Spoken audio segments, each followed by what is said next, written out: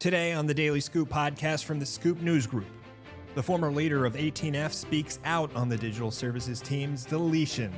Lindsay Young, executive director of 18F when it was shuttered, joins the podcast to talk about the appeal she and other 18F members filed with the Merit Systems Protection Board. It's Wednesday, June 11th, 2025. Welcome to the Daily Scoop podcast, where you'll hear the latest news and trends facing government leaders. I'm the host of the Daily Scoop podcast, Billy Mitchell. Thanks so much for joining me. Let's dive into the day's top headlines. U.S. officials violated federal privacy law and flouted cybersecurity protocol in sharing Office of Personnel Management records with DOJ affiliates. A federal district court judge in New York ruled this Monday, granting a request for a preliminary injunction against the administration. In a 99-page order, Judge Denise Cote of the U.S. District Court for the Southern District of New York concluded that federal worker and union plaintiffs had shown that the government defendants in the challenge shared OPM records with, quote, individuals who had no legal right of access to those records in violation of the Privacy Act of 1974 and cybersecurity standards. Cote said in her order that, quote, this was a breach of law and of trust. Tens of millions of Americans depend on the government to safeguard records that reveal their most private and sensitive affairs. The ruling is the latest in a challenge to DOJ's data access at OPM brought by a coalition of federal unions and current and former government employees or contractors. In a lawsuit filed February 11th, those plaintiffs alleged that OPM and its acting director, Charles Ezell, had provided DOJ affiliates with personnel records in violation of the Privacy Act and federal administrative procedure law, and asked the court to prevent further disclosure of that information and order the deletion of that data. In other news, a new executive order from President Donald Trump aims to boost drone manufacturing in the United States, an effort the administration hopes will spur productivity and technological development and secure the country's industrial base. Meanwhile, a second executive order aims to combat the risk that, as drone usage proliferates, the technology could also be used to threaten public safety and endanger critical infrastructure. The Unleashing American Drone Dominance and Restoring American Airspace Sovereignty executive orders, both signed last Friday, come amid growing concerns about the operation of the National Airspace System, the airspace the Federal Aviation Administration monitors for commercial flights, space launches, and other aerial activities. Drones, sometimes called unmanned aerial systems, are also used to smuggle drugs and assist in criminal activity. Unauthorized UASs have increasingly shown up near some nuclear facilities, military bases, and commercial airports, raising concerns too. The new executive order on airspace sovereignty aims to combat the problem, broadly charging federal agencies to detect drone activity, which will require the use of tracking and identification technology. The government is also supposed to establish a federal task force to restore American airspace sovereignty, as well as move forward with a plan to create a national training center for counter-unmanned aircraft systems. For more news at the intersection of the federal government and technology, make sure to visit FedScoop.com. Daily Scoop listeners and readers of FedScoop will recall the shocking news earlier this year when 18F, a decade-old digital services consultancy in the General Services Administration, was shuttered by the Trump administration's Department of Government Efficiency. Members of the team have banded together since their termination to keep an active presence online through 18f.org in the wake of their dismantling. But the group isn't going out without a fight. Several senior members of 18F in late May filed a class action appeal to the Merit Systems Protection Board, claiming that GSA lacked a valid reason for firing them and targeted them as an act of retaliation for their political beliefs. In the appeal, they call for a hearing and to have their removal reversed. Lindsay Young is the former executive director of 18F and one of those named appellants representing the class in the appeal. She joins me now for a conversation about how the, quote, deletion of 18F went down, what she and her team have been doing since, and what they hope to accomplish with their appeal. Let's go now to that conversation with Lindsay Young. Lindsay, so good to see you. Thank you so much for joining me.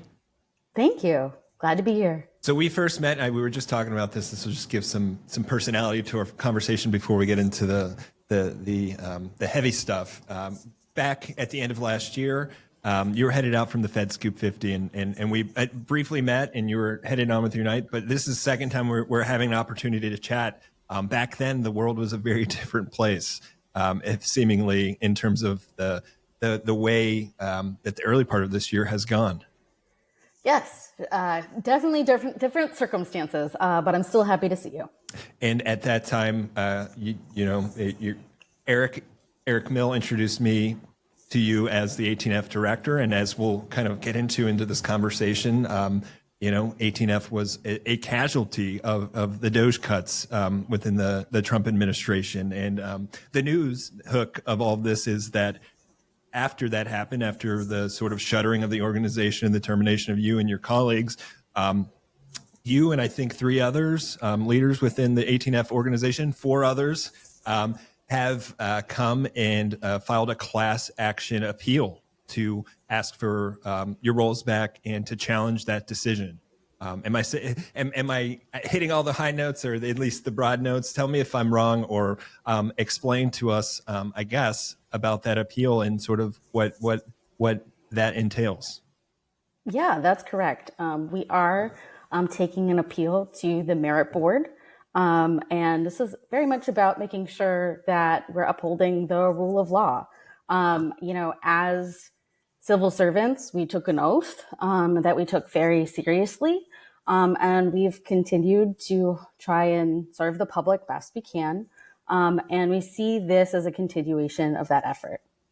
We can get into, I think, the sort of guts of the appeal, so to speak, a little later. But I want to start with, I think we've been following, and as I said to you, we've really been following 18F since it was created over a decade ago. But more particularly, we've been following this saga with 18F as a casualty of the Doge cuts. So take me back to late February, early March, when all this happened. It started to become apparent that 18F was in the crosshairs of the administration, and particularly Elon Musk, with some tweets and things like that. So fill me in on sort of your firsthand experience and what happened there, and sort of how it came to be when that riff happened and you and your colleagues were let go. Sure. So, we started the new administration very optimistic. I have been working for 18F for 10 years, and I've, successfully served across many administrations. We are a valuable group to the government. We really help unblock and deliver things when no one else can. So we were, optimistic going into the new administration. When we did see things, like you mentioned with the tweets, it obviously was alarming. And I think the hard part of it was, on top of that, we would ask GSA for clarification and we would never get any answers back. We'd ask for what the role of Doge was. We would ask if Elon Musk had any decision-making authority. We would ask if, is there some type of plan? And we never really got any answers. So, again, we've done what we always do, and that's deliver to the best of our ability. So, we tried to be as responsive as we could to the administration, and trying to further good public service that helps everyone. And then, just try not to get too distracted. And that was something I was so proud of my team for. Like, up into the last day, people were delivering, people were giving talks with their partners and sending things over, and, just really working hard, even though there was a lot of uncertainty. Then on about 3 months ago on that Friday, right after midnight, they started sending out these letters that, we were put immediately on admin leave, and that we were going to be separated at the end of April. So that was, it was a shock, even though it's something we saw coming. So, we didn't get a chance to wrap things up or, do anything other than, again, we just kept delivering until the end. Well, I'm sorry that happened. I mean, it's there's a lot of trauma in that, and it's a tough thing to go through. So, I don't know what to say other than, it's unfortunate. Again, having watched that the growth of that organization and the positive things that came out of it. So I guess, when that happened and, it was a sudden thing, although you sort of saw some of those signs as you had mentioned, how did you kind of react? What was the next, was it just a state of shock and you just had to take time to just, I guess, get out of that state of shock? How do you react? I don't even know. Yeah, this is something I'm just like so proud of the team for, because I think on Friday we were a cohesive team and we supported each other and we got our work done best as possible. And then the next day we were still a cohesive team. We were still supporting each other. And then we, moved towards getting the word out about what had happened. We created 18f.org that had a statement from us. We also moved our work products there. So people who use our resources, there's all kinds of guides. Our acquisition guide was extremely popular, and that's something that is on the site, as well as many of our other methods. We really want to be able to have that useful legacy live on. So we want people to really be able to benefit from 18F, even though it's not on the GSA at work chart anymore. And we're really proud of how our work lives on through our partners. Because the way that 18F worked, we didn't just go in and do things for people. We'd work with our agency partners and really understand their vision and set them up for long-term success, so that we didn't stay at a place forever, and we would transition off, and then they could build upon that. And 18F is the beginning of their journey, not the end.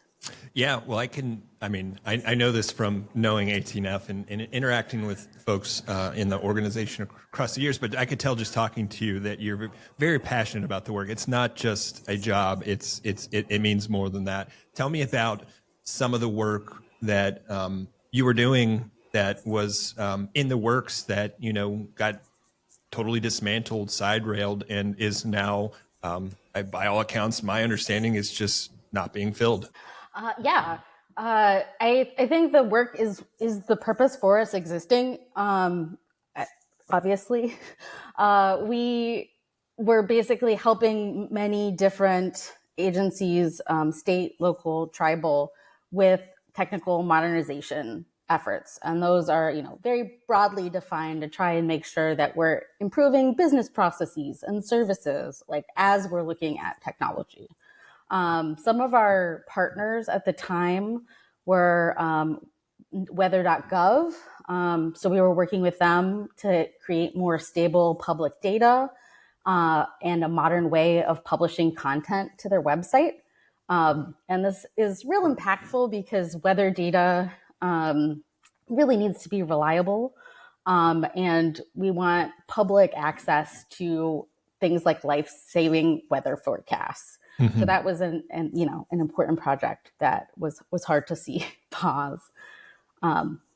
We worked with Direct File. We supported IRS and the U.S. Digital Service with that. That is still active for now, and we've seen some recent wins with IRS open sourcing the code. But that is another target from the DOGE agenda. And I know that in all of our partners, I've just seen the heroics to try and keep serving the public for valuable things against all odds. And that's definitely a theme between these. Another great example was the Federal Voting Assistance Program. And that was working with Americans overseas, like military service members and their families, to make sure that they're able to vote and then their votes are counted. And this is a, legacy system with fax machines even involved. And that was process that was urgent because they were having trouble the last elections with just dealing with the volume. So, this is something that we come in and help modernize, but we didn't have time to complete the technical discovery that we need or set them up for success. Yeah. The case, I think, another great example is with Health and Human Services. We were working with the care case management system for unaccompanied children. So that's creating a new system so that case managers can reliably manage and track the needs of children in their care. The portal that they've been using is outdated. So we were trying to support that because we wouldn't want technology issues to put children in danger. Another great project was working with the State Department. We worked with the Bureau of Consular Affairs, and there were several themes there. We were helping with the redesign of travel.state.gov. We were helping to build a new modern system to process passport applications more efficiently. And we were helping to stand up the first customer experience program over at Consular Affairs. And I can keep going with this, but I don't know. I'll let you go as long as you want because you deserve the recognition for it. But I think I think that's a good load, and it also kind of gets to the point that these are things that are not political in nature. They're services that would better the lives of American people and largely bring better service delivery to Americans or other functions within the government. So I think that's key to remember in all this. So I guess as we walk through sort of the timeline, we've gotten through the part where, this happened. We talked about some of the projects that are gone. At what point did you and your colleagues decide to kind of take some action to kind of stand up for justice and go in the direction of filing an appeal? We early on, again, we were already a well-oiled team. So one thing that we did was kind of divide work up and create working groups. And you can kind of see the different reflection of that across the work that we've done. But we did have a working group just focused on legal and doing research into what it started with, research into what RIFs were and how they're supposed to happen, and that came clear where we could see this big rift between what was supposed to happen and what did happen. And then there was a legal intake process where looking up firms with related expertise, doing outreach and interviews, things like that. And then we landed on the best fit for what we saw as the case. And we've been working with Mary and Scarlett to just get a whole bunch of documentation and data over. And that so far has led to that first appeal document. Okay. So that's where we're at. And I guess that I think we've kind of subtly hit on what, some of the claims, I guess, to put it one way in that appeal are. But so what are the key things, I guess, that you and your colleagues are bringing attention to that went wrong and that you were taking objection to within the RIF, and why you think you should be entitled to reinstatement? And I guess ultimately, I'm assuming reinstatement's what you want, but what's the end goal with an appeal of this nature? It's not a lawsuit, so it's different than a lot of the lawsuits we're seeing. But so with the appeal, I think you're looking for reinstatement. But correct me if I'm wrong. What's sort of your objections, and what do you want the decision to be? Sure. So I think what was most important for us was that we wanted to uphold the rule of law, and we wanted to hopefully create a precedent that was clear about what the rules are and that the rules need to be followed. And that is because, procedurally, there are, very clear steps that you're supposed to take to do a reduction in force. And that is something that we can see deviations from. I mean, even just how you mentioned earlier, the tweets from Elon Musk, and seeing him, take credit for things, when again we didn't have any clarity on what Musk's role in GSA is, and again the RIF procedures and guidelines don't include any Twitter clauses. I think that is helpful. So we're hoping not just that this would be helpful for ourselves. We're really hoping that this can be something that is broader, and making sure that the government follows its own rules.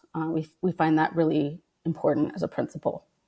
And again, is the ultimate goal that you and your colleagues would be reinstated into your jobs, and that 18F could continue on? What's sort of the appeal pushing for?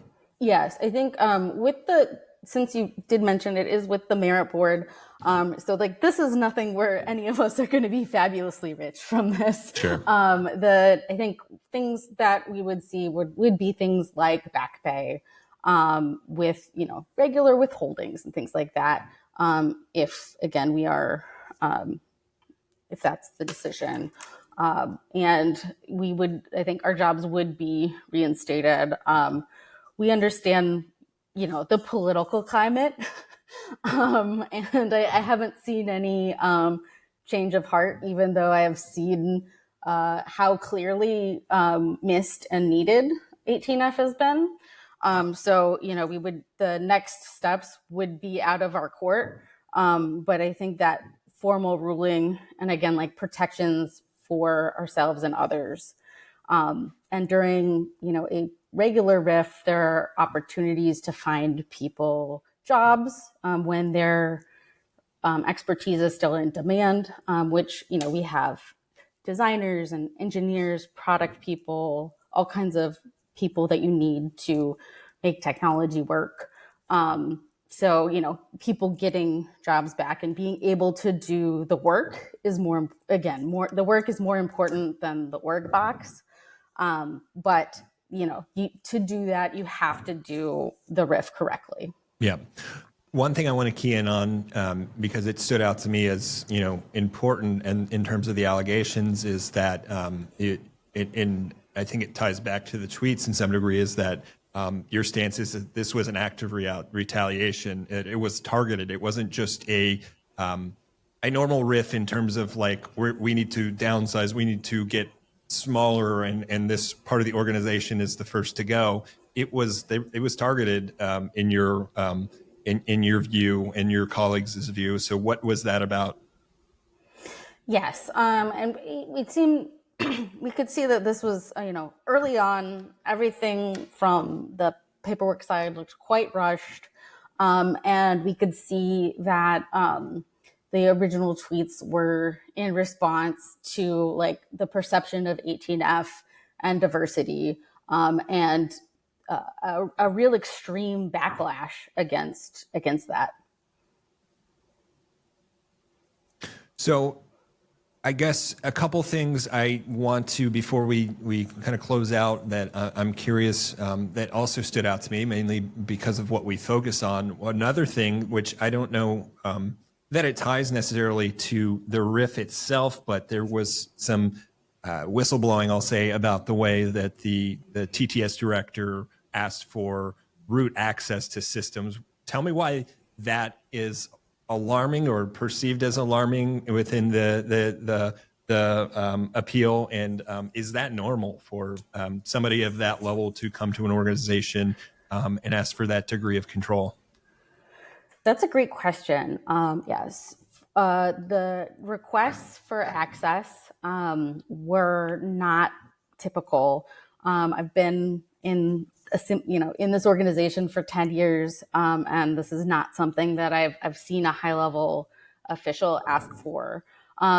Usually people do want some type of access to the system, but direct access to things like code and individual data has risks. And it is so important to protect people's privacy. It's so important to protect people from hacking and things like that. When we do make changes, we want to make them carefully. And in this case, the person asking was neither an authorizing official or a system owner. And those are the people who take the legal risk for systems. So this is outside of that. The people had not gone through the background checks. And when this was first asked for, they hadn't even got waivers for this kind of access. So all of that together is extremely unusual procedurally, but I also want to really emphasize that there's like real security risk to it. It's not just a procedural thing. If you create an account that has access to so many different kinds of systems that would normally not be connected, you're creating a new way for an attacker to get high level access to many systems. So that creates a brand new risk. If there are times where we do take risks, but you want to do that for a reason. You don't want to do that unnecessarily. You want to make sure that you're really being true to the people whose data you're protecting. Got it. Thank you for walking me through that. And I think that's extremely important. And I think this, our listeners and, readers of our publications would care about that.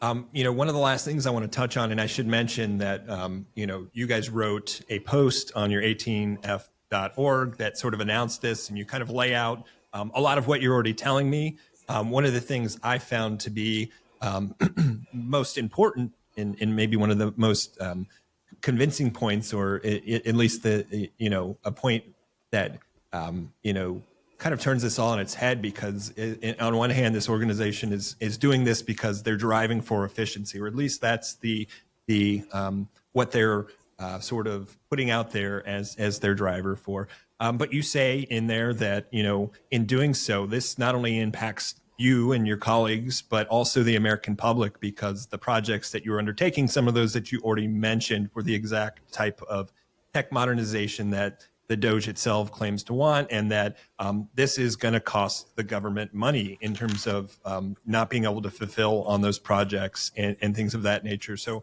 talk to me about that gap and and not having an 18F there to do this work, and sort of, I guess, just backwardness of this. There's a word I'm trying to look for, I can't get it, but how it just it doesn't make sense to how your organization is trying to drive that efficiency and modernization, and yet it's the target as part of an efficiency and modernization push. Yeah, I think that is a great point. And I think, especially when you look at our projects, there were some very important administration priorities in there that really benefit everyone. We were trying to help speed up permitting, which is, a huge drive behind these kind of efficiency things. This is something that we had researched and we're really helping to move forward. There were things like disaster recovery for natural disasters, where that is, of course, across administrations a priority. Speeding up passports, all of the other things that I had mentioned before as far as projects, those are clearly beneficial to the public and make things more efficient. Over the years with 18F, there's been times where we've just gone in the room and helped people reconceptualize things and realize, what we really need could be smaller and hundreds of millions of dollars less. Yeah. So that was a, common experience of working with 18F. And that's, how a lot of times we would add that kind of financial efficiency, but also just like efficiency in like how to create programs and technology that's sustainable, so you don't have to throw it all away when the next new thing comes out. That's extremely valuable. It also is really, I think, challenging to figure out how to work and succeed in a government technology context. And that is something that we, really showed that we could thrive. And we had been doing this with 10 years of experience. And we would, anytime we learned something, we'd try to share that out. And that is a big part of our guides. I've run into people since who have been like, oh, I work at this city over here, and we got to use your guide, and that's how we, got this or that service. And so those kinds of things are efficiencies that are just really widespread. So I think if you look at the goal of like efficiently serving people, that's what our core mission was, and that's what our track record showed we could do. So I guess, in closing, it's a waiting game. We got to see what happens, but where do we go from here? What's next, outside of just letting the process play out? Yeah, I think that, you can get rid of an org box like we've talked about, but, the people and the ideas are still out there. Lots of that work that we started, we're hoping, people will be able to pick up and carry on. We've had, about 250 different kinds of projects over the years. So we're hoping for those, continued success. The people that were at 18F, I think, are really, really special. And I'm really excited to see, what they do next. And I think, those ideas of like, here's our methods and you can use them too. It was never that like 18F was just special. It was that 18F had like worked with other agencies to get proven methods, and we'd help you with that, and you can do it too. So that continues on, and I think that's really important. Well, that's a great legacy. Lindsay, thanks so much for your time. It's been fantastic chatting with you, and definitely we'll be keeping an eye on what happens next with the appeal. Thank you so much. For more on the shuttering of 18F, make sure to visit FedScoop.com. Thanks so much for tuning in to another episode of the Daily Scoop podcast, available on all podcast platforms. If you've already rated the podcast on your platform of choice, thanks so much. High ratings and good reviews of the show help more people to find it. The Daily Scoop podcast is a production of the Scoop News Group in Washington, D.C. Adam Butler and Carlin Fisher help put the show together, and the entire Scoop News Group team contributes. We'll be back tomorrow with more top headlines. Until then, I'm your host, as always, Billy Mitchell. Thanks so much for listening.